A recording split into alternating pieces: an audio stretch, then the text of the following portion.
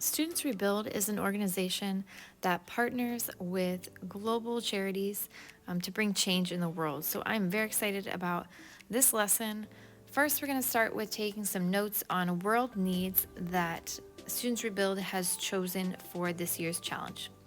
You're going to pause and write down each world need as well as the short note with it. The first one is art activism. This is where murals or other artworks they raise awareness of social issues.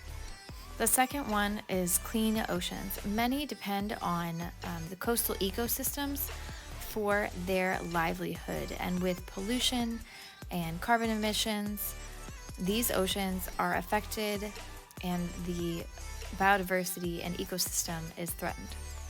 Humanitarian aid is the third one, and the displacement of people due to war, persecution, and conflict is a continual crisis. Poverty and hunger are two key factors in the refugee crisis that we're going to focus on. The fourth is hunger relief, and you don't realize it, but almost 10% of the world's population goes to bed on an empty stomach. Food waste and food loss are key factors in causing hunger.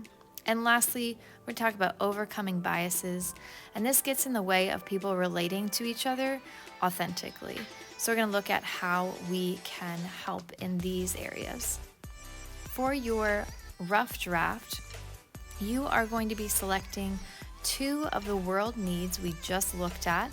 I wrote them down on my paper so I could take a closer look at them. You're going to pick two, place them in the world need lines right there, and then you're going to add some notes to help explain how your sculpture relates to the world need you selected. You're going to add some notes about materials you plan on using, since we are using recycled materials, but you'll see me do that later. Since this is a 3D sculpture, it helps to see multiple angles, so split your box into two sections. One is the side view, one is the front view. Sketch out how you want your sculpture to look.